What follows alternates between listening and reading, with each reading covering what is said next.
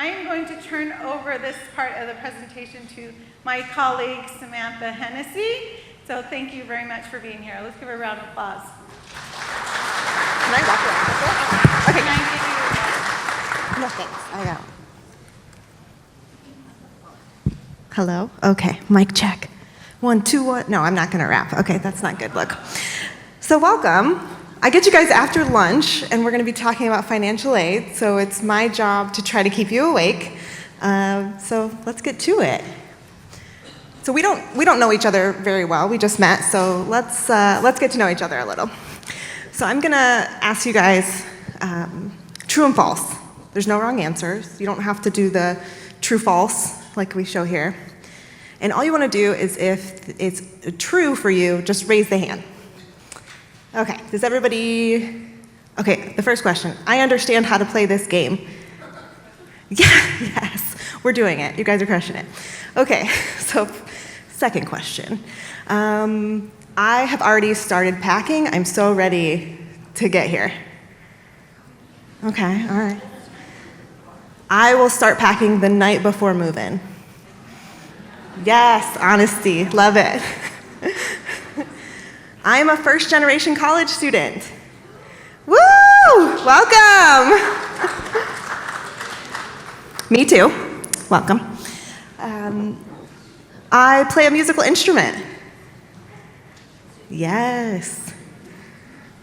I want to start a band with Samantha. No? Oh, wow, okay. Some of the hands went down really fast, but I had a couple takers. Okay, we'll see how this goes. I speak more than one language. I don't. I would love a tutor. Thank you. Let's meet up after. I know exactly how I'm going to pay for college. Yes, some confident hands. That's great. And for the rest of you, welcome. You're supposed to be here. This is great. Here are a couple truths about me. I believe that dessert is delicious any time of day. Who agrees? Dessert? Yes, brownies for breakfast. Why not? And my last truth is that anyone can figure out how to pay for college. So who believes that? Yeah, yes, it's true, it's true. So I'm a first-generation college student. For my undergraduate degree, I took out, drum roll please. Yes. I promise I won't cry. $56,000 in loans. Ooh, ouch. I don't currently have any student debt. And I figured out a way, thank you, yes. That's why I brought you here today, to talk about me.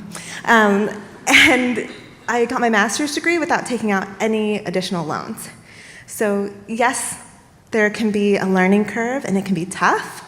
Yes, people in financial aid are here to help you so that you can learn from my mistakes and so you don't have to make that yourself.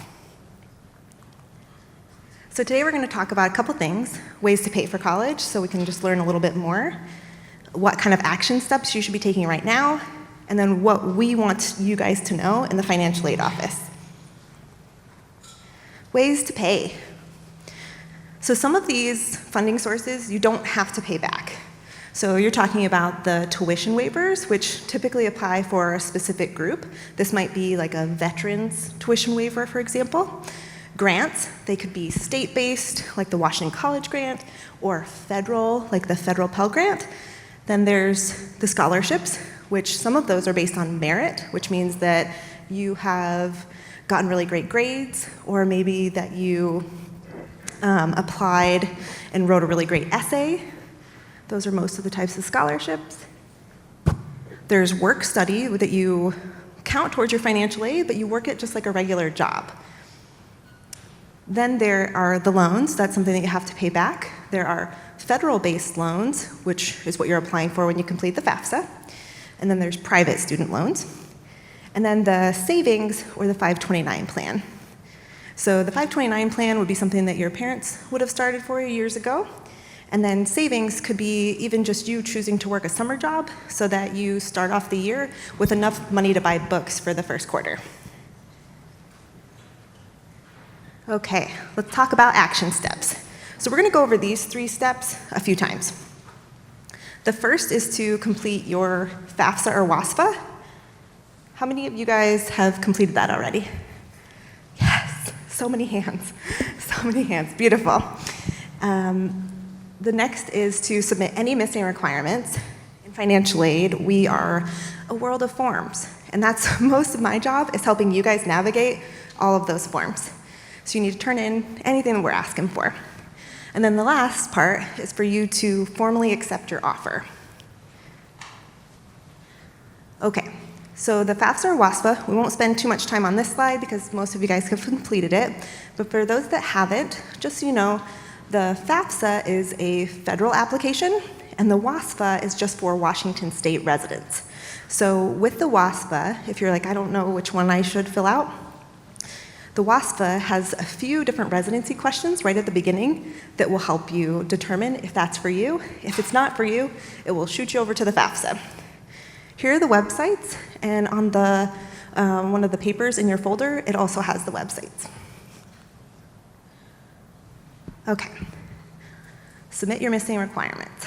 So you can call us and we will walk you through this process. So if you ever need help with one of our processes, just give us a call when you're in front of a computer, but we'll kind of go through this now.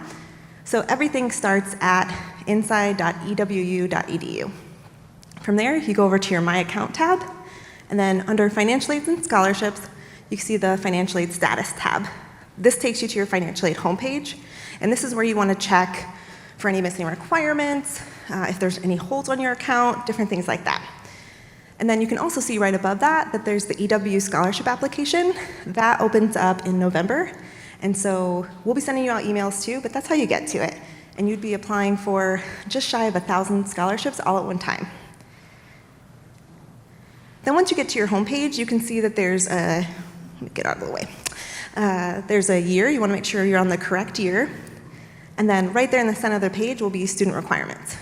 And then there's little notes to the side that says either student action required, that means we need something from you, or if it says pending university action, that means that we're doing our part.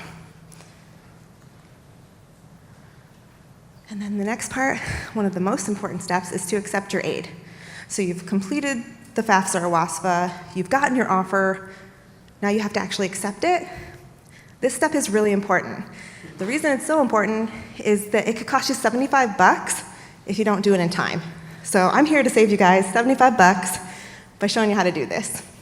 So you're gonna go back to that homepage, so inside EWU, My Account, Financial Aid Status, right? Homepage, and there'll be this red box at the top. There's just a couple of questions we have to ask you about if you're receiving aid from another source, like if you got one from your high school or another outside agency. And then you just submit those, and then you move over to your award offer tab across the top, and that will take you to the good stuff. Now, we accept all the scholarships and grants on your behalf. There's no additional steps except submitting the terms. But you don't have to click accept or decline, but you do for your loans. So for the loans, they'll be in an offered status, and then you'll scroll all the way to the bottom, and to the right-hand side, you're gonna click accept, decline, or modify. And modify means that you can take a lesser amount. Then another box will pop up, and you'll click the tiny box in the box, and click accept. So that whole step can save you $75. If you guys have any questions about how to do it, give us a call, shoot us an email, and we'll help you with it. Okay, are you guys ready for a game? Maybe, solid maybes, got it.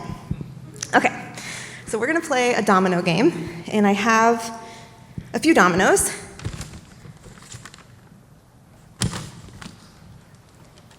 That represents the financial aid process.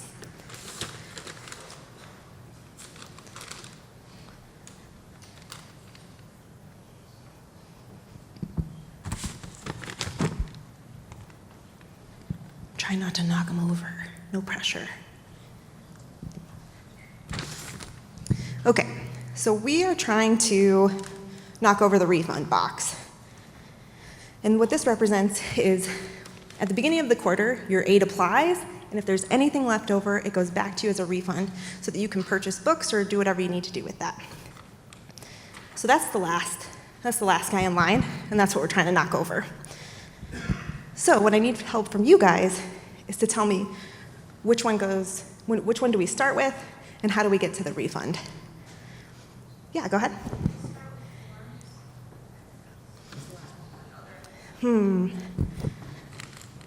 Forms is definitely towards the beginning, but we might need to complete something else. Yeah, we got a FAFSA.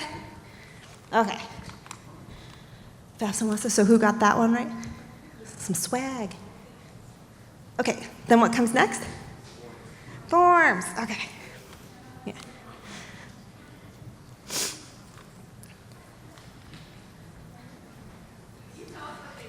Oh, sorry. So we have FAFSA and WASFA, forms, refund, MPN and entrance counseling, which is what you do to receive your loans, and accepting your aid, which is what we just went through. So what happens after forms? Okay, so we have a lot of accept aid. Let's go with that guy. I think I've put them too far apart. And then who can tell me the next one? MPN. Okay.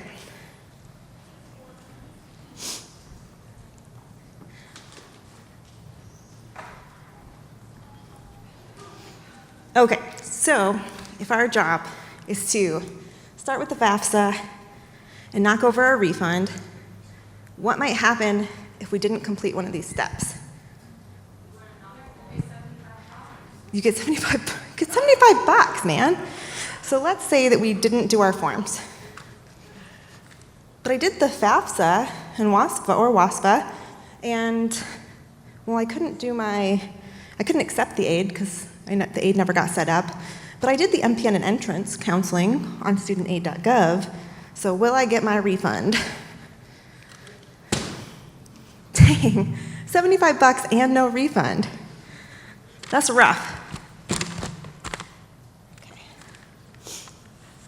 But if I did my forms, and I do each part of that, then I'm gonna get my refund. Yes! Yes! So I just avoided the 75 bucks additional, and I got my refund in time, so I could buy toothpaste, yes, everyone wants that for you, and buy my books, so then I'm not stressed at all. So a big part of financial aid is that we want to get you through that whole system, and we want to help you through that, but you do have to take some of those steps on your own, like actually turning in your forms. But if you come visit us, we'll tell you which forms to complete. And then that way you won't be stressed about getting that refund, buying books, and doing well in your classes. So we want it to be so you don't spend that much time thinking about us. Thanks for playing my game, guys. Okay, so now we're just gonna go through the couple of forms that are in your folder. So most of you guys have a letter that's specific to you. And that means that you've gotten through at least most of that process, or even the full process. And you're ready for that refund. So on that, there are 3 columns, and it's split up by fall, winter, and spring. So we set up your aid for the whole school year, but we give it to you based on the quarter. Your financial aid is split up equally, so if you received a $3,000 scholarship, you'll get $1,000 in fall, $1,000 in winter, and $1,000 in spring. So financial aid tends to be the same throughout each quarter, but what can change is the actual bill. So we did put some estimates on costs. So you're gonna have some tuition and fees. That's normal, that means you're a student. The books and supplies, that one is not necessarily a charge here at Eastern. You get to decide where you buy your books. Housing and meals, if you're living here on campus and have a meal plan, that again will be a charge here at Eastern. Then we have the transportation. We do have a charge that's called transportation, but it's really to help pay for that bus pass, and it doesn't have to do with this estimate. What this estimate is saying is that we know that you're here at Eastern, and so there's probably gonna be some cost to you to travel here or to travel home for different holidays and things like that. So we're just considering that part of your cost to help you plan. The personal expenses, that's for your toothpaste again. And then for the loans, there is a loan origination fee that's taken out by the federal government, so we want you to be aware of that. So we've given you the estimated cost, and then we've given you everything you've earned for financial aid, then the option of the loans, and we did some math for you to let you know if you need to still consider paying something out of pocket. Now up in the right-hand corner, it's also for the year, so that it can help you plan annually. If you guys have any questions about this paper, or if you don't have one, you can come to our office. We're open from 3 to 5, just taking walk-in appointments just for you guys.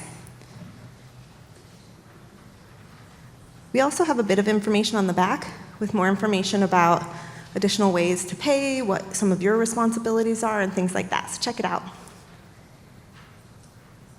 Okay, so we're to the last part of my presentation, and that's just to talk about a few things that we want you guys to know. These are areas that students kind of get stuck and could cost you the $75 or could cost you a lot more. So one is that the first time you take out loans, federal student loans, there are 2 steps that you need to complete. One is the master promissory note, and that's putting a couple other people's name on the loan, so years from now when you go to pay, if you're not paying, they have someone to bug. And then the other is the entrance counseling.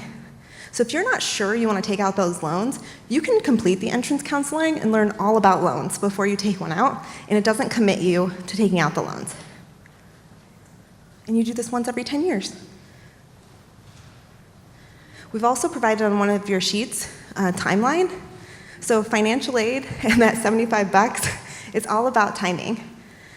So we have some information about, hey, this is when your charges go on, this is when your financial aid actually applies, and this is when we can start sending out those refunds.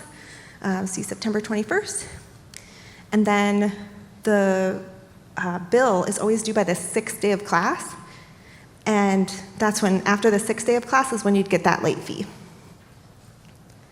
So even if you're struggling with financial aid, you do have about 6 days for us to work that through. And those are business days, so it doesn't count the weekend. So this is a huge one. So if I could just jump out of the bushes on campus and tell students this, it would be to check your EW email account. So we're going to tell you if you have something missing. We're going to tell you if your status has changed so you can't receive financial aid.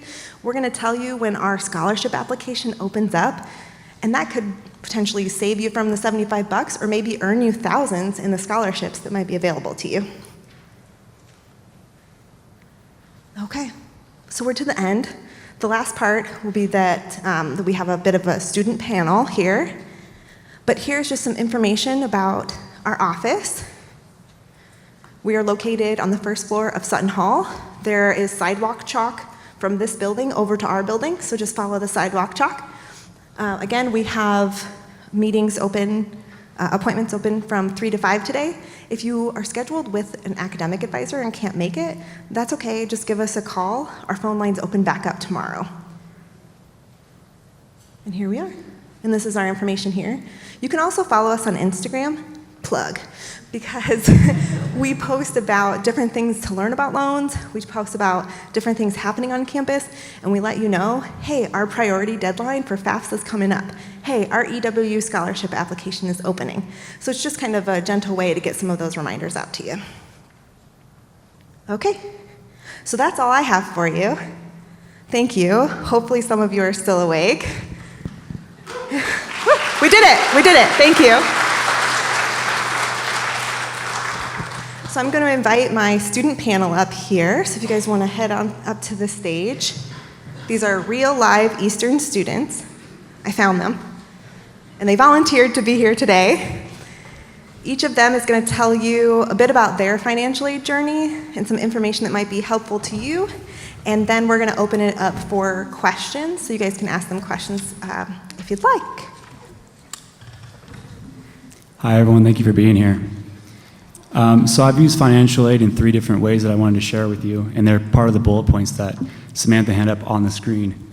I've used grants, so Pell Grant. By applying for FAFSA, you get the Pell Grant, or you can accept the Pell Grant. During COVID, there was also like CARES Act money. That was like $1,800, I think, total that I got. So applying for financial aid, it's more than just about the loans. By applying for financial aid, you can also apply for jobs here on campus, like work study. I'm a work study student. Rachel's a work study student. Also work study. There's 3 of us right here. And it's awesome because with work study, when you have like downtime on campus, you can like work on homework and stuff. So I think it's a plus. I think it's really great for students while they're here.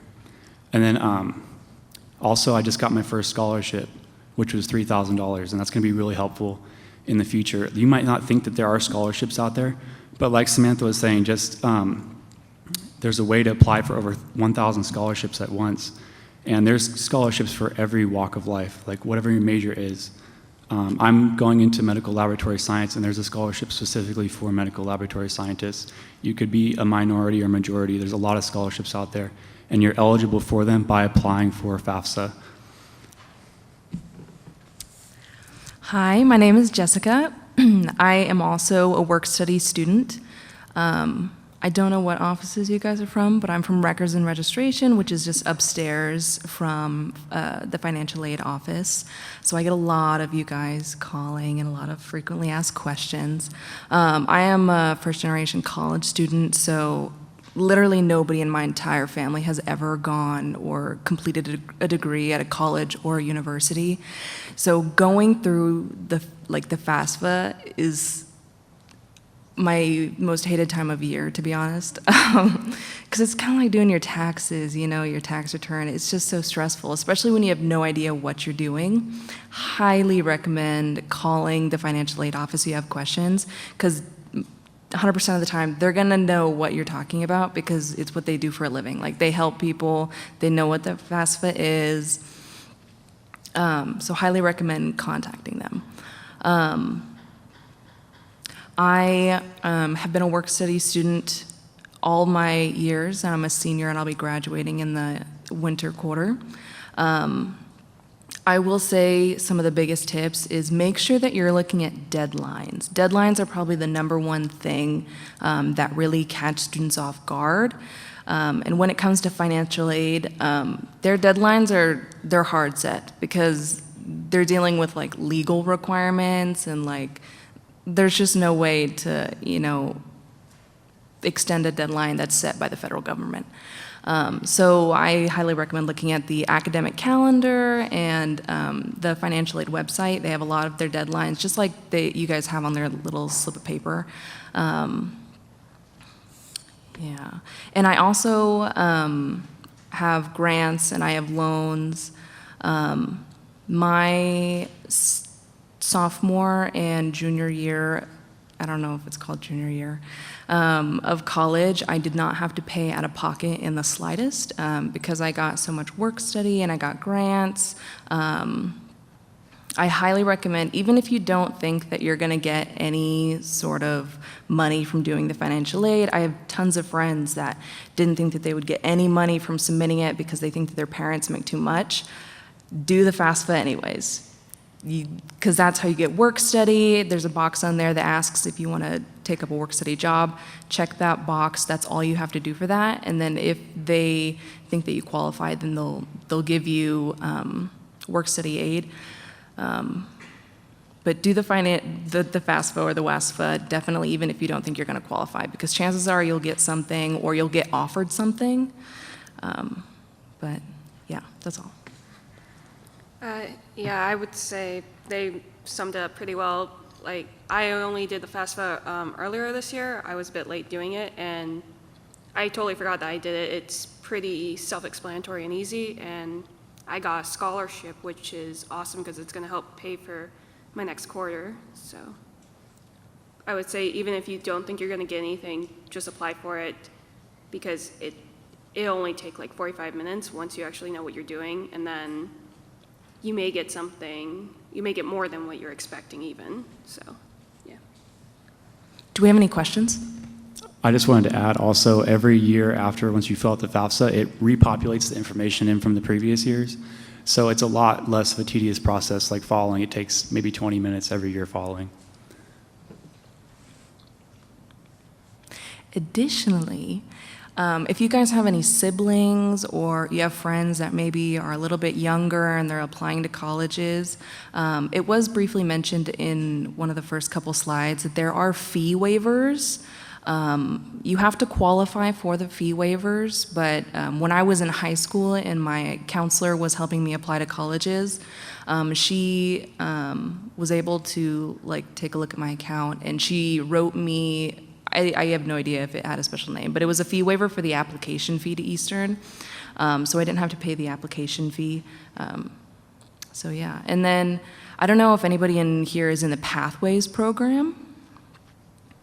But I was in the Pathways program, and I don't think it's very common as it used to be, but they make you meet up with a mentor like every quarter, like on a set like schedule, and then you have like a little group that meets up, and your mentor, it's a part of CAR. They help you walk through like registration, and they really help you stay on track. Plugging the CAR office for registration questions.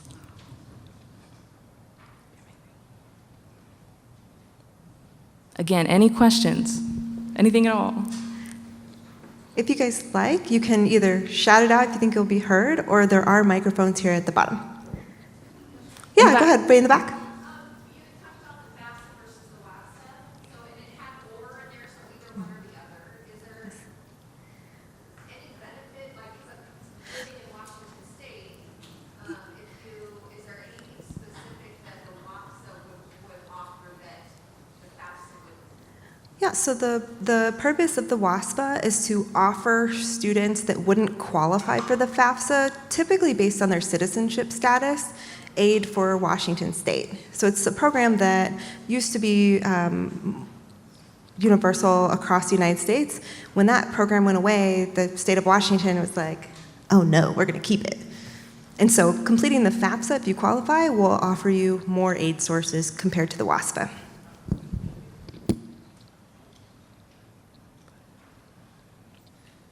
Yeah, go ahead, right here.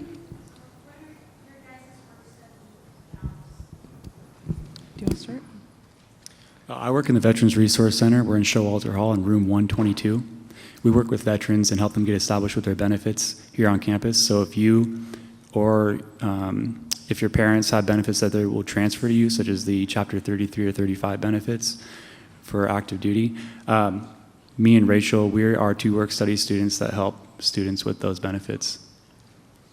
Does that answer your question? What I do in records and registration is I work like a regular Eastern employee. The thing about the work study as a whole, is when you apply for it through financial aid, the government basically sends like your money to Eastern, and that's how Eastern pays you. So you know exactly how much you're going to earn working at your job position when you see your work study amount. And it's just like getting a grant or a loan. When you sign in to EagleNet and see your like requirements, and you have to accept your aid, it'll be there and it'll tell you. It, like she said, it chunks it up in the 3 terms, and that's as much as you can get paid. But yeah. In financial aid, we are hiring 2 peer mentors if you want to get paid to learn about financial aid, and also help other students through the process. Another plug. Okay. Other questions?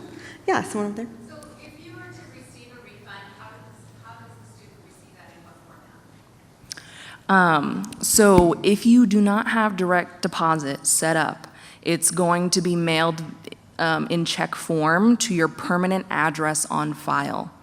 If you don't know what your permanent address is on file, you can sign in to EagleNet, and there's a link for EagleNet on the Eastern homepage. It just says EagleNet, and you can go to your personal account or personal information, and it'll have it listed there. And if that's no longer an active address, or you're like, oh my gosh, that's the wrong address, you can change it right there.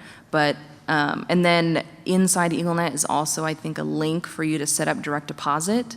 So you'll just put in your banking info in there. The thing about it though is you have to make sure you do that like as soon as possible, because if you don't do it in time for it to be processed by financial aid and Student Financial thank Services. you, my neighbor on my floor, Student Financial Services, then the check will be mailed out, and then you'll still get it, you know, mailed out instead of to your account if you didn't make the deadline. If you can't find the link in EagleNet to find the direct deposit link, I think they still have like a paper form that you can fill out on our website, and you can email it or print it out and mail it to Student Financial Services. Or you can even go up to the Student Financial Services floor, second floor of Sutton Hall, and you can bring in like a void check with your banking info on it, or they can give you the printed out form of the direct deposit paper. You. Could you repeat that? So getting paid from the work-study job is literally like having a job. For us, when you're a work-study student and you sign into EagleNet, normally as a regular student, you only have 3 tabs. You have financial aid, student, and then like student records or something. But we have a 4th tab for employee. So we're like Eastern employees. So like we get sick leave, but if you have direct deposit set up, it'll just be sent to your account. So it's like a real job. It just gets sent to you, you know, direct deposit. Unless you don't have that set up, then it's just going to get mailed to you. In the back. So are there restrictions on the hours though, like how many? Yes. I'm pretty sure it's pretty universal, but during the school year, you can only work 11 hours a week. So I would maybe not rely on that if you're going to be like, if you have like an apartment or something, because obviously like 11 hours a week is not a lot, and that's like not even half-time or part-time. But then if you, like me and I think like these guys, you can apply for summer work study. It does require additional forms, and it's not like given to you like normally when you just fill out your FAFSA and stuff. You have to do extra steps in order to get a summer work study position. Also, there are very limited summer work study positions, and they go kind of fast. But the nice thing about summer work study is you can get more money, and if you don't take classes, there's a limit on how many credits you can take over the summer to get work study, but your maximum amount of hours that you can work a week in the summer is 29. Did that answer your question? Yeah, red jacket. So I got 2 scholarships that were from Eastern or the FAFSA and haven't showed up on my EagleNet. Should I worry about that, or do I have to do like some sort of Was this a scholarship from Eastern, or is it from an outside entity? outside entity? Okay, so we typically add those once we actually receive the funds. So you can contact the donor and say, hey, have you guys mailed that check out yet? And then it typically takes several weeks for us to add it because it has to go through regular mail, campus mail, and then we have to process it. And so even if they're like, I just sent it, then it might be 3 weeks before you see it. Another thing about grants and scholarships, a lot of the time, like small businesses or maybe even like semi-big businesses in your area do offer scholarships or grants, and oftentimes all you have to do is submit like a little like paragraph or an essay or something like that, and then you can easily get $500 worth of free money. For example, a lot of the dealerships from my hometown area offer little like grants and scholarships like that. It may seem like, oh, it's $500, but like that's $500. You're worried about $75? That's $500. So highly recommend looking at like those little businesses and stuff like that. Go ahead. I'll just add to that, if anybody's interested in healthcare, Sacred Heart reimburses up to $2,500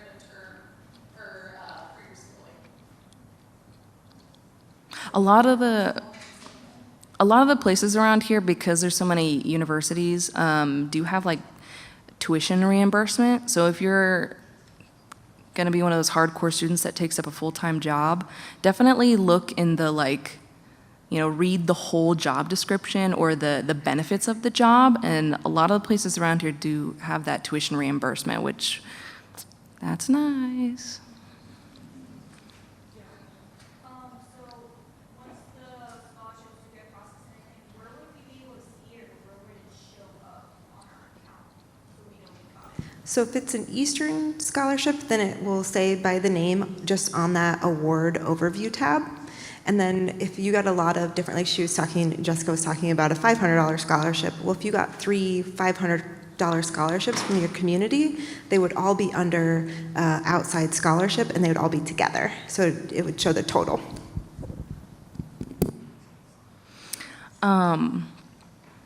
When it comes to your bill, a lot of people call and ask, like, hey, how much is on my bill? How much do I owe? Inside EagleNet, you can see a breakdown of your entire summary, and it'll tell you, it'll have all the mandatory fees, how much you owe left over, and then it'll also show all your aid that has been added to that, if you do have any aid. And then, if you have anything left over, or if you have a refund, your refund will also be shown there, and it'll have a negative next to it, or it'll be in parentheses to show that it's a positive amount that is ready to go back to you. Sometimes people are like, hey, I didn't get my refund, but I know that I am getting one. Sometimes if you don't have if the address on file isn't sufficient or there's no direct deposit set up, we'll hold on to it, or Student Financial Services will hold on to it for a little while, so you might have to call or just take a look at your EagleNet account and update your address, and they can resend the check or send it to your direct deposit that you have set up. What's the difference between a campus job and work study? Not all campus jobs are work study. With a campus job, I don't think there's as many restrictions as work study. So you could probably work real hours at a real job, but with work study, you were limited to a very small amount of hours. For example, my job is not in order to get hired as a work study or a student at my office, you have to be a work study student. So there are some offices that only accept work study students. And then there's some that do accept both, and then there's some that have real positions. I think a lot of the on-campus jobs are that aren't work study are working at the pub at Panda, or dining services or something like that. Or I think even at the Pride Center, you can get a job there, and it'll be a real campus job. Go ahead.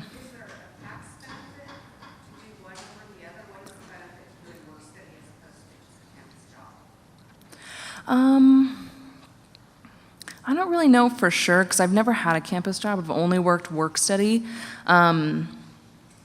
I think with campus jobs, you might get more benefits, but I'm not 100%. With being a work study, the only thing about the benefits, I guess, is we don't get as much tax taken out, which is very nice. Not much of it is taken away.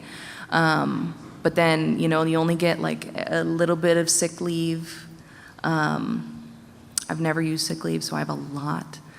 And then there's nothing else that's really taken out of your check. So if you calculate up your hours, you're pretty much gonna get what you calculate up. There's very little taken out of it. I'd say another downside to being a work study student is that check that you get from the government, or however much you get approved for, that's what you get. You can't get any additions onto that after you've been awarded that amount. Versus if you're working on campus, you don't have a set amount that you're limited to. You can just keep earning and keep working. Versus if you run out of money or run out of hours as a work study student, even if the quarter isn't over yet, you have to stop working, because they don't have any money to give you. if that makes sense. It's, Is there a tax? It sounds like there is a tax advantage to being a work study. yes and no. So most of the jobs are very similar. The biggest advantage is that departments are seeking work study students. So like we only hire work study students, and it depends on the department, like Jessica was saying, if they can go over that amount or not. But there's not a huge benefit when it comes to the financial side of it. It's very similar. But as far as taxes taking out of the check, it sounds like none are taken out. That you could talk to student employment about to confirm, but I don't think that there's a large difference there. Okay, I think we have time for one more question. Okay, this person. What's like the average expectancy for amount of money you can get from work study? That's tough. I think every year I've gotten a different amount. It's usually fairly similar every year, but at the same time, because I'm assuming most of you guys are under the age of 24 and you might be still like a dependent student. You have to put your parents on your taxes, and when you fill out like your FAFSA stuff, you have to submit their information. So it goes off of what your parents make a lot of the times. That's like with financial aid. Over the years, like my mom has been making more money, so luckily my work study has been saving or like kind of staying the same. But I do get less grants. I think normally I get like just under $2,000 every term. And then for this summer quarter, if you apply for summer work study, you get a lot more. Like you get what you get in a year, maybe plus some, in 3 months, like the duration of summer quarter. So this might be TMI, but I was granted about $5,000 that I can make over the term of summer quarter, compared to only getting maybe $2,000 in fall quarter and winter quarter and spring. Okay, well, let's give a big round of applause for our panel here.